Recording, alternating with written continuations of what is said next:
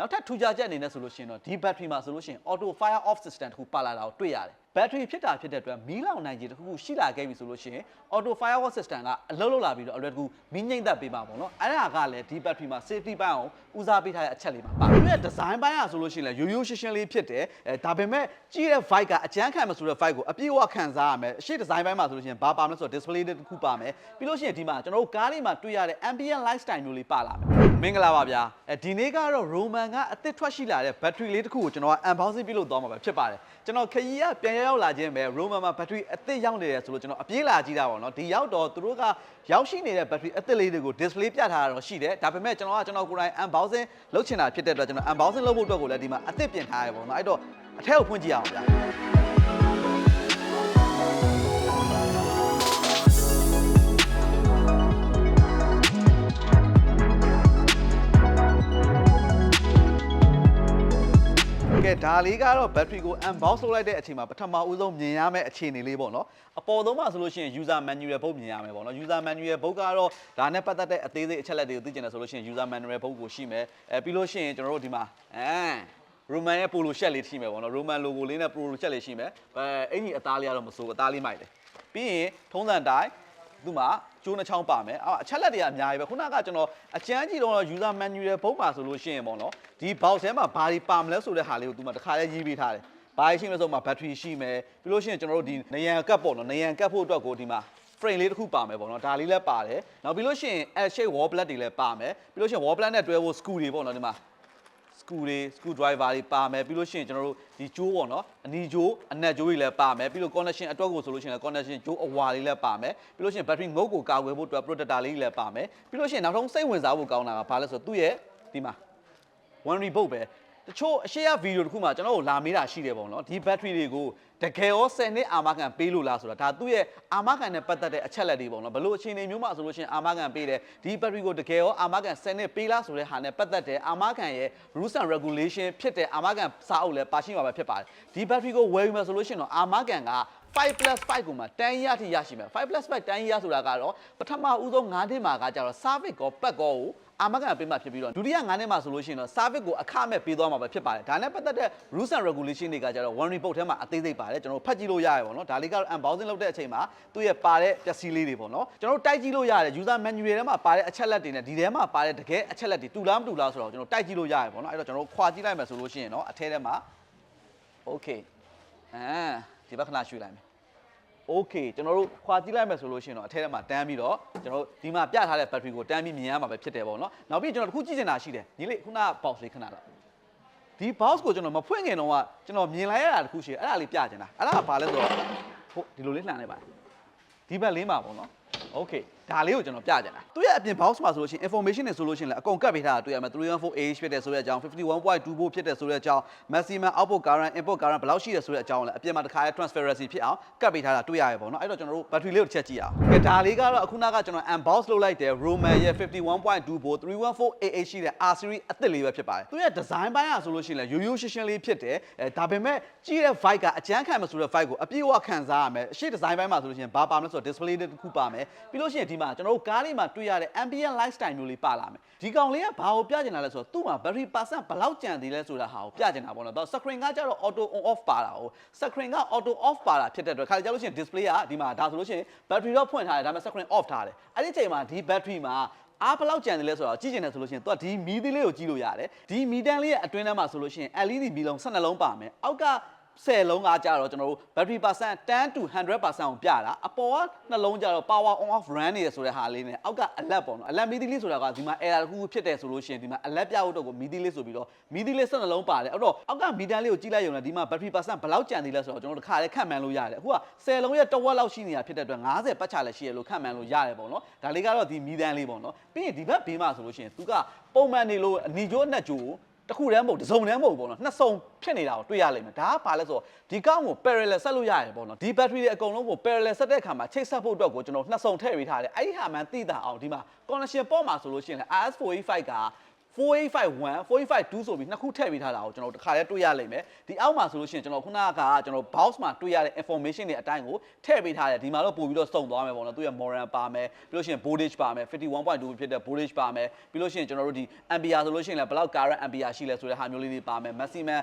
protection charger ပါမယ် over current protection လေးတွေပါမယ် over current ကိုမှ protection ကိုမှ charging နဲ့ discharging ဆိုပြီးပါတာကိုတွေ့ရမယ်ပေါ့နော်ပြီးရင်အရှင်းမှာတွေ့ရတဲ့ဟာတွေတခုပြောချင်တာဒါကဘာလဲဆိုတော့ဒီမှာ51.2 314AH အပြင်ကိုမှဒီအောက်မှာကဘယ်လောက်တွေ့ရလဲဆိုတော့60 kWh ဆိုပြီးတော့တွေ့ရလိမ့်မယ်ဒါကဘာလို့ဆိုလိုတာလဲဆိုတော့သူ့ရဲ့ဒီထဲမှာရှိတဲ့ kWh ဘယ်လောက်ရှိလဲဆိုတော့တခါလဲရည်ညွှန်းထားတာပေါ့နော်လက်ရှိကျွန်တော်တို့မြန်မာနိုင်ငံကိုဝင်တဲ့ EV ကအသေးလေးတွေရှိတယ်တူတိုးလေးတွေပေါ့နော်အဲ့တူတိုးလေးတွေရဲ့ battery capacity ကဘယ်လောက်ရှိလဲဆိုတော့16နဲ့19ကိုဂျားထဲမှာရှိတဲ့ကားလေးတွေရှိတယ်ဒီကောင်ကသူကဒီ battery တစ်ခုထဲမှာရင်သူက60 kWh လောက်ပါတာဆိုတော့အဲ့ကားတစ်စီးစာbattery capacity ရှိတယ်လို့ပြောလို့ရရပေါ့နော်ပြီးလို့ရှိရင်ကျွန်တော်ကဒီကောင်ရဲ့အတွင်းထဲမှာပေါ့နော် BMS system နဲ့သူက display ထဲမှာပါတဲ့အချက်လက်လေးကိုထပ်ပြောချင်တာပေါ့နော်သူကဒီ display ထဲမှာဆိုလို့ရှိရင်လည်း battery SOC ဘယ်လောက်ကျန်သေးရလဲ voltage ဘယ်လောက်ရှိရလဲ current ဘယ်လောက်ရှိရလဲပြတဲ့အပြင်ကို one ray လည်းပါမယ် protection လည်းပါမယ်ပေါ့နော်အဲ့ဒါကအသက်ပဲဘာလို့ဆို one ray protection တွေကဘာလို့အသက်လို့ပြောလဲဆိုတော့ဒီ battery မှာတခုခုဖြစ်နေတာမျိုးရှိတယ်ဆိုလို့ရှိရင်ဒီ one ray တွေ sign တွေကဒီ protection sign တွေကပြမှသာလဲကျွန်တော်အသုံးပြုတဲ့လူကအလွယ်တကူသိနိုင်မှာပေါ့နော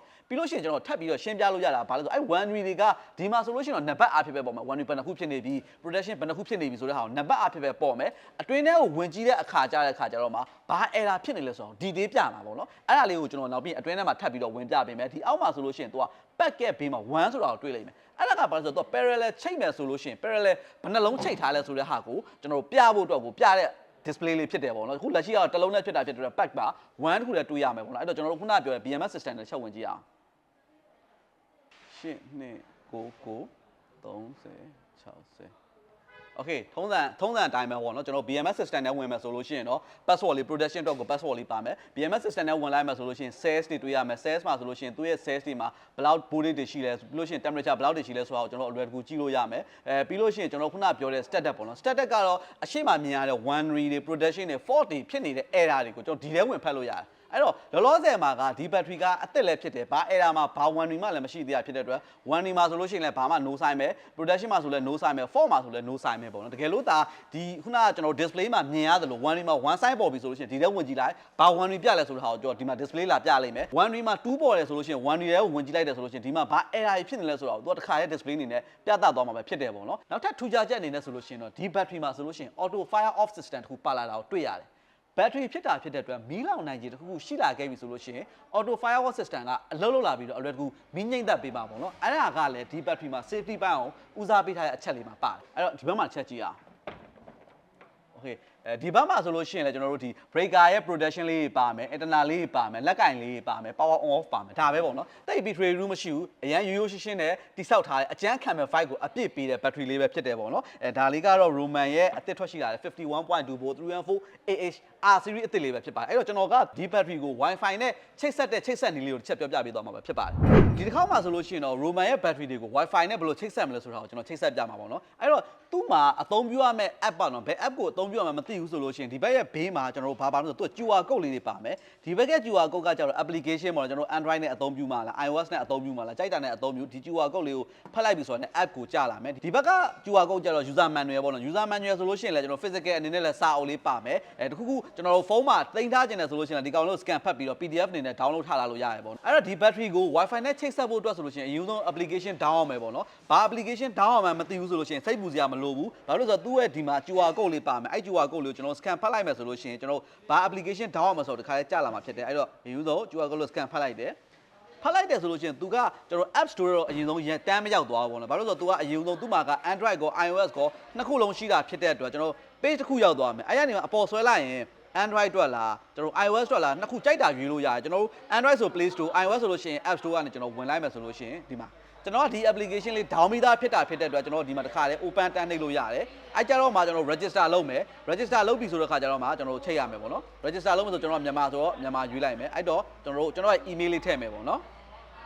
okay ကျွန်တော် password လေးတစ်ခုထည့်မယ် password လည်းကိုကြိုက်တာပေးလို့ရတယ် okay ကျွန်တော်ဒီအောက်ကစမ်းကုတ်လေးကိုနှိပ်လိုက်မယ်ဆိုလို့ရှိရင် तू ကကျွန်တော်ဒီမှာအခုဆိုရှင်အခု app register လုပ်ဖို့အတွက်ကိုကျွန်တော် app ကြလာပြီပေါ့နော်အဲ့သူ့ရဲ့ကုတ်လေးလည်းကြလာပြီအဲ့ကုတ်လေးကိုဒီအောက်ထဲမှာရိုက်ထည့်လိုက်မယ်ကျွန်တော်အဲ့လိုမျိုးလုပ်ပြီးသွားရဆိုလို့ရှိရင်ဒီမှာ register successfully ဖြစ်သွားပြီပေါ့နော်အဲ့တော့ကျွန်တော်သွားလိုက်မယ်ဆိုလို့ရှိရင်ဒီမှာ wifi လေးနဲ့ချိတ်ဆက်လိုက်မယ်ပေါ့နော်အဲ့မှာခုနကကျွန်တော် password ရယ် ဒီကကျွန်တော်ခုနကပေးခဲ့တဲ့ password လေးရိုက်ထည့်လိုက်ရပြီအဲ့တော့ကျွန်တော် register လုပ်ပြီးသွားပြီဆိုလို့ရှိရင်ကျွန်တော်တို့သူ့ရဲ့ app ထဲကိုပြန်ဝင်လိုက်မယ်ဆိုလို့ရှိရင်ဘာတွေ့ရမလဲဆိုတော့ခဏလေးစောင့်ဒီမှာချိတ်ဆက်ရမှာပေါ့နော် Bluetooth နဲ့ချိတ်ဆက်မလား Wi-Fi နဲ့ချိတ်ဆက်မလားကျွန်တော်ကြိုက်တာယူလို့ရပြီကျွန်တော် Wi-Fi နဲ့ယူလိုက်မယ်ဆိုလို့ရှိရင် Okay ကြာလာပြီပေါ့နော်အဲ့ကျတော့မှကျွန်တော် add device နဲ့ကျွန်တော်ဒီပထမဦးဆုံးခုနကကြာတော့ကျွန်တော်တို့ကဘာလုပ်တာလဲဆိုတော့ application ကို register လုပ်တာ application ထဲမှာကျွန်တော်တို့ရဲ့ account ကို register လုပ်တာ register လုပ်ပြီးသွားပြီဆိုတဲ့အခါကျတော့မှကျွန်တော်တို့က app ထဲကို Wi-Fi ထဲကိုဝင်လိုက်ပြီဆိုတဲ့အခါကျတော့မှသူနဲ့ချိတ်ဆက်ရမှာပေါ့နော်အခုဆိုလို့ရှိရင်ကျွန်တော်တို့ဒီမှာ device တွေတွေ့ဒီမှာနှလုံးဖွင့်ထားတယ်နှလုံးဖွင့်ထားဖြစ်တဲ့အတွက်ဒီမှာ device နှစ်ခုတွေ့နေရပဲဖြစ်တယ်အဲ့တော့ကျွန်တော်တို့ဒီဘက်က device လေးကိုယူလိုက်မယ်ဆိုလို့ရှိရင်အဲ့မှာကျွန်တော်တို့ကြာသွားပြီပေါ့နော်အဲ့တော့ Wi-Fi လည်းရပြီအဲ့တော့မှကျွန်တော်တို့က device ချိတ်ဆက်ထားတဲ့ Wi-Fi နဲ့တစ်ခါလည်းရပြီပေါ့နော်အဲ့တော့ password လေးရိုက်ထည့်မယ် Okay အဲ့ကြလို့ရှိရင်ဒီမှာသူတစ်ခါလဲ analysis လုပ်မယ်ပေါ့နော် connecting တွေလုပ်မယ် network တွေချိတ်ဆက်မယ် cloud server တွေနဲ့ချိတ်ဆက်မယ်တစ်ခါလဲချိတ်ဆက်မယ်ပေါ့နော်အဲ့ဒါလေးကိုခဏစောင့်ရမယ်ဒါပေမဲ့ဒီကောင်ကပထမဦးဆုံးအချိန် register လုပ်မယ်ဆိုလို့ရှိရင်တော့ခဏစောင့်ရတယ်နောက်ပိုင်းဆိုလို့ရှိရင်တော့မလိုတော့ဘူးကျွန်တော်တို့ app ထဲကိုဖွင့်လိုက်တာနဲ့ဒီကျွန်တော်တို့ချိတ်ဆက်ထားတဲ့ device ရဲ့ information တွေအကုန်လုံးအတိအကျသိရမှာပေါ့နော်ကျွန်တော်ကလက်ရှိမှာပထမဦးဆုံးအချိန်ဒီကောင်လေးကို register လုပ်တာဖြစ်တဲ့အတွက်လုံးပုံလုံးဒီအစင်စင်ကောဘယ်လိုမျိုးချိတ်ဆက်သွားလဲဆိုတဲ့ဟာကိုကျွန်တော်ကပြသနေတာဖြစ်တဲ့အတွက်နည်းနည်းလေးစောင့်နေရပါပေါ့နော်ဆိုလို့ရှိရင်51ဖြစ်သွားပြီ59 Okay ဒါဆိုလို့ရှိရင်တော့ကျွန်တော် device လည်းချိတ်ဆက်သွားပြီပေါ့နော်အဲ့တော့ကျွန်တော်ဒါလေးကို save မှတ်ထားလိုက်မယ်Okay အဲ့ဒါဆိုလို့ရှိရင်ကျွန်တော်တို့ရဲ့ဒီ device ထဲမှာပါတဲ့ information တွေအကုန်လုံးကိုဘယ်နေရာရောက်ကျွန်တော်ဖုန်းကနေပဲအလွယ်တကူချိတ်ဆက်ပြီးတော့ကြည့်ရှုလို့ရမှာပဲဖြစ်ပါတယ်ဗျာဒါလေးကတော့ပထမဦးဆုံးချိတ်ဆက်တာဖြစ်တဲ့အတွက်အချိန်လေးနည်းနည်းတော့ပေးရတယ်ဒါပေမဲ့နောက်ပိုင်းဆိုလို့ရှိရင်တော့ trade ပေးစရာမလိုတော့ဘူးအရန်မြန်သွားမယ်ပေါ့နော်တကယ်လို့ကျွန်တော်တို့က battery တွေအကုန်လုံးကို parallel ချိတ်ဆက်ထားမယ်အဲ့တော့ရှိသမျှ battery တွေအကုန်လုံးကိုချိတ်ဆက်ထားတဲ့ parallel အကုန်လုံးကိုဒီထဲမှာထည့်ကျင်လဲရတယ်ဒီဘေးမှာအပေါင်းလက္ခဏာလေးပါတယ်အဲ့အပေါင်းလက္ခဏာလေးက activate နှိပ်လိုက်ပြီဆိုတော့ခုနက project တိုင်းသွားပြီးတော့မှကျွန်တော်တို့ဒီထဲကို app ထဲကိုထည့်ထားမယ်ပေါ့နော်အဲ့ app ထဲကိုထည့်ထားမယ်ဆိုလို့ရှိရင်သုံးလုံးထည့်ထားမယ်ဆိုလို့ရှိရင်လည်းဒီထဲမှာ3ခုပေါ်နေလိမ့်မယ်အဲ့တော့အဲ့3ခုရဲ့ information တွေကိုကျွန်တော်တစ်ခုချင်းစီရလဲအစဝင်ကြည့်လို့ရမှာပဲဖြစ်ပါတယ်ဗျာအဲ့တော့ဒါလေးကတော့ Roman ကအသစ်ထွက်ရှိလာတဲ့ battery လေးကိုကျွန်တော်ဒီပေါ့နော် application ကိုအသုံးပြုပြီးတော့ချိတ်ဆက်ပြတာပဲဖြစ်ပါတယ်ကျွန်တော်အခု unboxing လုပ်ပြီးတော့မိတ်ဆက်ပေးခဲ့တာကတော့ Roman ကအသစ်ထွက်ရှိလာတဲ့ R series လေးဖြစ်တဲ့ 51.2 volt 314 Ah kilowatt hour နဲ့ပြောပါဆိုလို့ရှိရင်60 kilowatt hour ရှိတဲ့ battery အသစ်လေးပဲဖြစ်ပါတယ် Roman ရဲ့ battery တွေကဆိုလို့ရှိရင်ကျွန်တော်ဈေးကွက်ထဲမှာဆိုလို့ရှိရင် quality ချင်းတူရင်ဈေးသက်သာရမယ်ဈေးနှုန်းချင်းတူရင်ကျွန်တော် quality ပိုကောင်းအောင်ဆိုတဲ့ဆောင်ဖို့အတိုင်းပဲပေါ့နော်ကျွန်တော်လက်ရှိအသစ်ဝင်လာတဲ့ battery တွေဆိုလို့ရှိရင်တော်တော်လေး quality ကောင်းတဲ့တဲမှာပါတယ်လို့ပြောလို့ရပါတယ်ဗျာကျွန်တော်နောက်ထပ်ပိုင်းတွေမှာပြန်တွေးကြတာပေါ့ကျွန်တော် just right ကထစ်ချုံပါမင်္ဂလာပါဗျာဒီနေ့ကတော့ Roman ကအသစ်ထွက်ရှိလာတဲ့ battery တစ်ခုလေးကိုကျွန်တော် unboxing ပြုလုပ်သွားမှာပဲဖြစ်ပါတယ် battery မှာ origin ပါပထမဆုံးအနေနဲ့ကျွန်တော်ဒီကောင်းလေးကိုသူကဖတ်လိုက်မယ်ပေါ့နော်